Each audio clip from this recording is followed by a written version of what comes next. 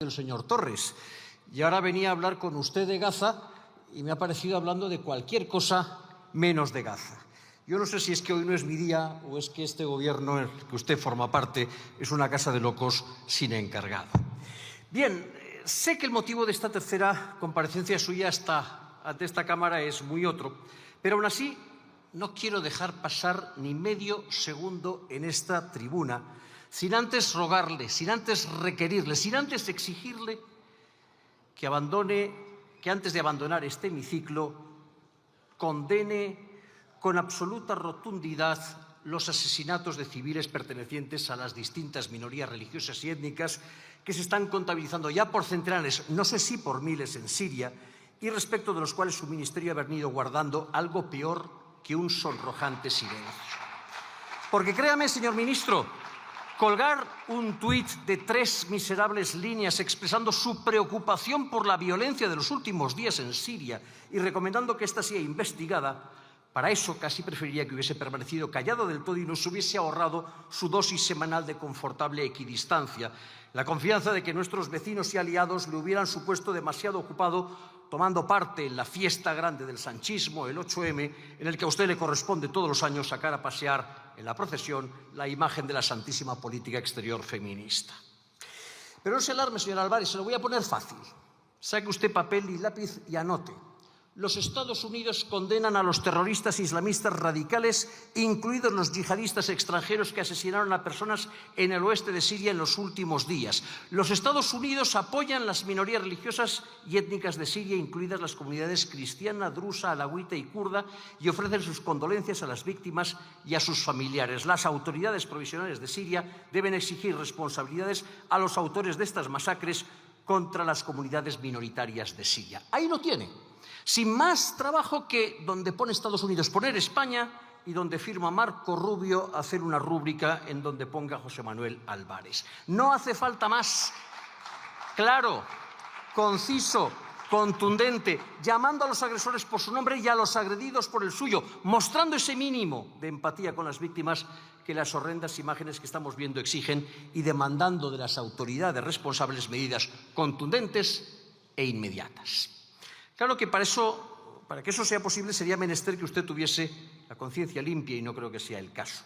Que para eso fue usted casi el primer canciller europeo en viajar a Damasco y seguro que el que más llenas llevaba las maletas, 10 millones de euros de los contribuyentes españoles, para estrecharle la mano a Abu Mohamed al-Jolani, hasta ayer jefe de la antigua Al-Qaeda de Siria, catalogado como grupo terrorista por el Consejo General de Seguridad de Naciones Unidas, por los Estados Unidos, por el Reino Unido y por la Unión Europea, y hoy el nuevo hombre fuerte del régimen sirio.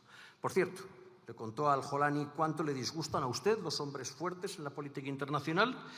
¿O le explicó lo de la política exterior feminista? ¿O prefirió explicarle cómo España está incorporando a su defensa, a su política exterior, la defensa de los cristianos perseguidos en el mundo como parte de su estrategia de acción?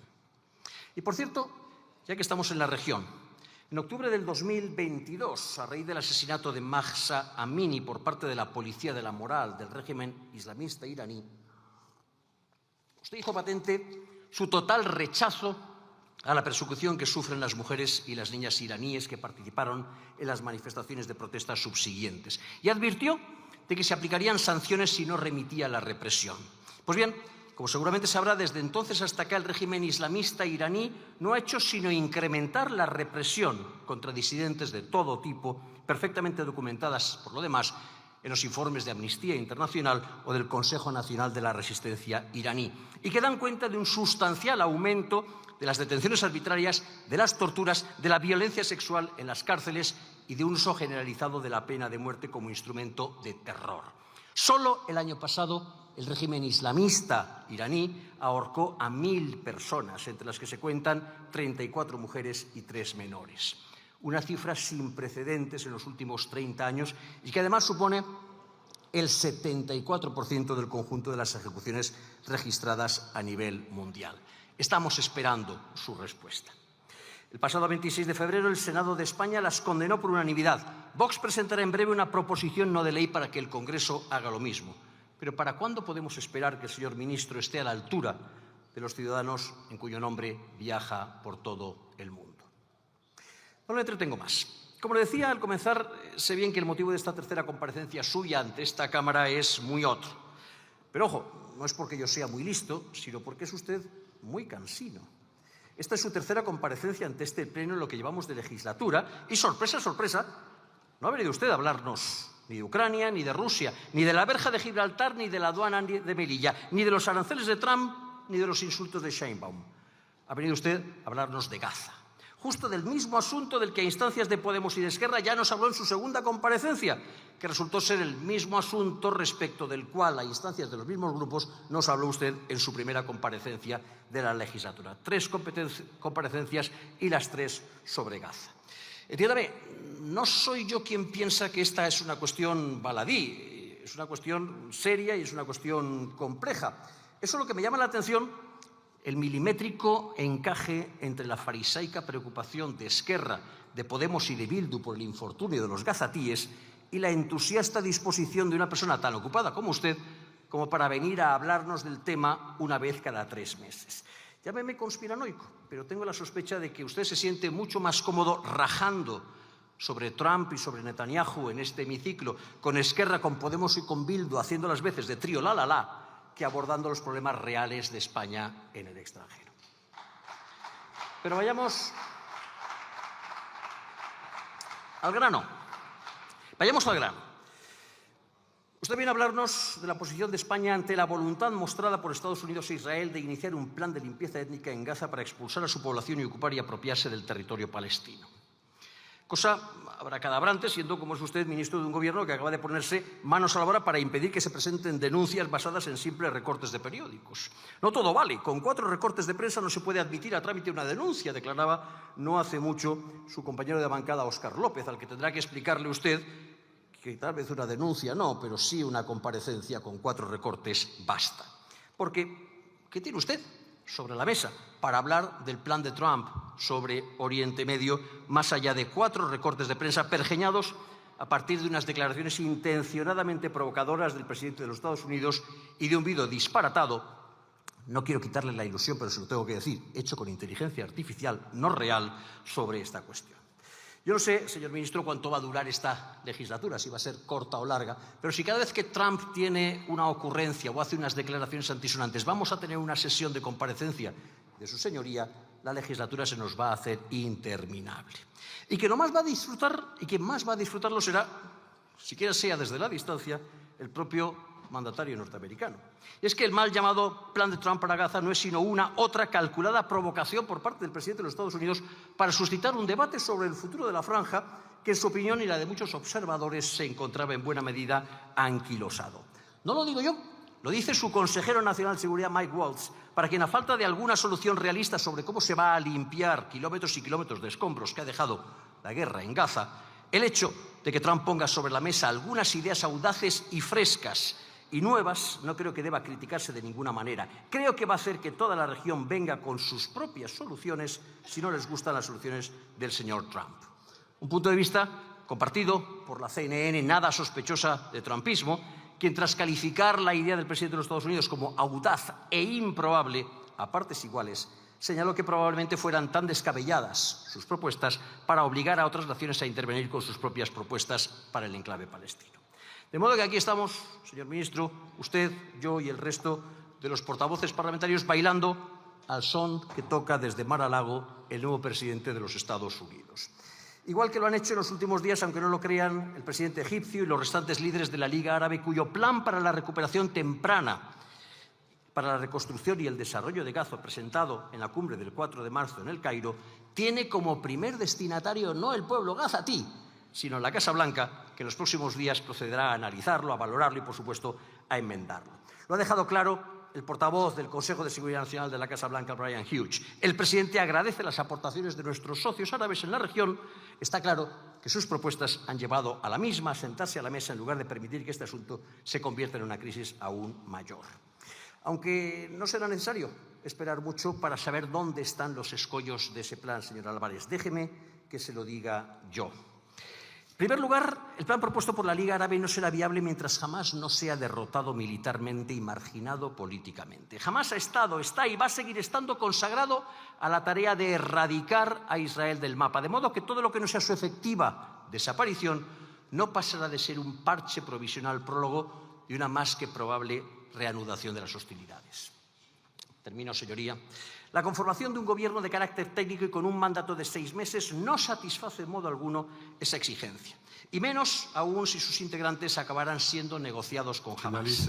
Como Trump ha dicho, Hamás no puede seguir gobernando Gaza. Y 3, tampoco la Autoridad Nacional Palestina está en condiciones de asumir rol alguno en la reconstrucción de Gaza. Primero, porque carece del más mínimo arraigo en la franja. Segundo, porque incluso su capacidad de actuación en Cisjordania resulta cuestionable. Y tercero, porque desde una perspectiva práctica su legitimación democrática es más que cuestionable. Termino, señor ministro. Sí, usted finalice, por favor, señoría. Tiene a gala alinear su política internacional con la del resto de los países de la Unión Europea. Pero en esta cuestión se le han pasado desapercibidas importantes precauciones que debería de tener en cuenta. Muchas gracias.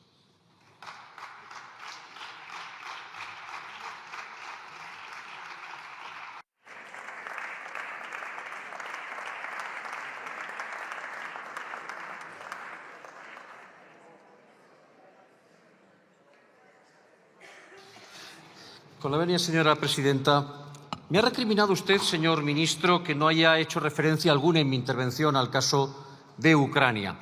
Le diría que si no lo he hecho es por la sencilla razón de que no figuraba en el orden del día. Usted comparecía para hablar de Gaza, pero como le veo muy dispuesto a apuntarse a cualquier tipo de teoría conspiranoica, me dejará que le diga alguna otra cosa.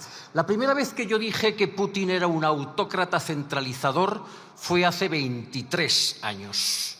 No está en las hemerotecas, está en las bibliotecas. Carlos Flores, Antonio Colomer, Rusia en vísperas de su futuro, Universidad de Valencia, Valencia 2002. Consúltelo.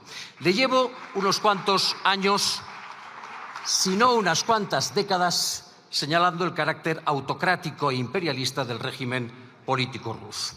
Tampoco he hablado de la oficialidad del catalán en las instituciones europeas, pero usted no ha perdido la oportunidad, aunque no estuviese en el orden del día, de hacerlo. Y de recordarnos que este es un compromiso personal suyo.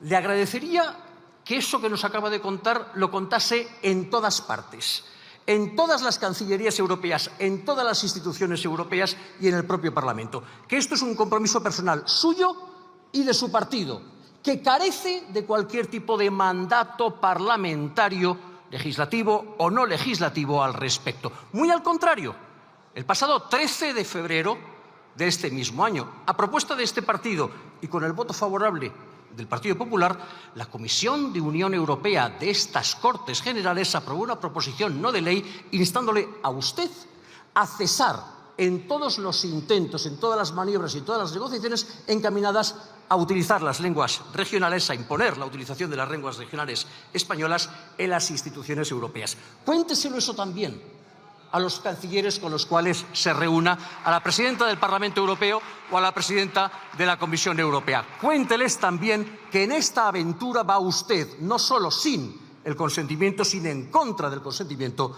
de este Parlamento. Y hemos hablado del modelo de defensa de la Unión Europea o del modelo de defensa que necesita nuestro país. Cosa que tampoco estaba en el orden del día, pero que me parece fantástica.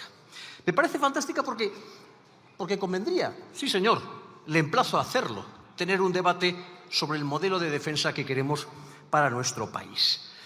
Eso nos permitiría, en primer lugar, saber lo que piensa el Partido Socialista. Nos acaba de recordar el portavoz de Bildu que se cumplen 39 años del referéndum de la OTAN. Usted era demasiado joven como para haber votado, así que no se debió de ver en la tesitura de decidir si usted era de los de OTAN de entrada no o de los de OTAN en el interés de España sí. Porque en la mayor decisión geopolítica que ha tenido que tomar este país en el último medio siglo, su partido estuvo deshojando la margarita hasta el último momento, diciendo primero que no y luego que sí. Lecciones de coherencia por parte del Partido Socialista muy poquitas. Y nos permitiría que discutiésemos sobre dónde estamos y cuáles son nuestros aliados y nuestros enemigos. Porque aquí yo no he visto más que a usted y a otros grupos parlamentarios rajando, echando pestes, de quien en última instancia resulta ser uno de nuestros aliados estratégicos, de quien resulta ser el mayor contribuyente de la alianza militar de la cual nosotros formamos parte, que son los Estados Unidos. Para la mayoría de esta Cámara, para la mayoría en la que se apoya su gobierno, ¿los Estados Unidos son nuestro enemigo? ¿Es el país del cual nos tenemos que defender? Porque si es así, acláreme también cuáles son nuestros aliados. Nuestros aliados son Hamás, que le manda cartas de amor a su presidente del gobierno. Nuestro aliado es China, con cuyo Partido Comunista tiene su Partido Socialista una relación también estrecha. Nuestro aliado es Rusia, a la que ustedes compran petróleo a expuertas. Nuestro aliado es Marruecos, el gran amigo del presidente del gobierno. ¿Cuáles son nuestros amigos si Estados Unidos es nuestro enemigo? ¿Y cómo piensan ustedes defenderse de nuestros adversarios? Porque tampoco me ha aclarado. La portavoz de Podemos ha intentado hacer la cuadratura del círculo, explicándonos que armarnos sirve para incrementar nuestra dependencia de los Estados Unidos, lo cual me obliga a pensar que si estuviésemos desarmados seríamos más independientes respecto de los Estados Unidos. Mire, la vida no funciona así. Salvo que uno sea Liechtenstein o salvo que uno sea Luxemburgo, y creo que tampoco le ha ido muy bien la historia a Luxemburgo, un país desarmado no es un país soberano. Y un país no soberano es un país que cae en manos de otras potencias. De toda la vida de Dios, un país armado es un país respetado. Y eso nos permitiría también saber lo que piensan el resto de sus socios de gobierno. La opinión de Yolanda Díaz ya la conocemos todos. No la hemos entendido ninguno, pero la conocemos todos. Ayer nos la explicó y nos quedamos todos igual, pero ya la conocemos al mismo. Nos gustaría saber cuál es la opinión del Partido Socialista. ¿También son ustedes de los que piensan que podemos mejorar nuestro sistema defensivo sin invertir en armamento? ¿También son ustedes de los que piensan que podemos invertir en armamento sin recortar en otras partidas? ¿Me va a contar que además todo eso lo va a hacer sin subir los impuestos a la clase media y a la clase trabajadora? Señor ministro, ya es demasiado tarde, estamos muy cansados. No nos cuente cuentos ni chinos ni de ningún otro tipo.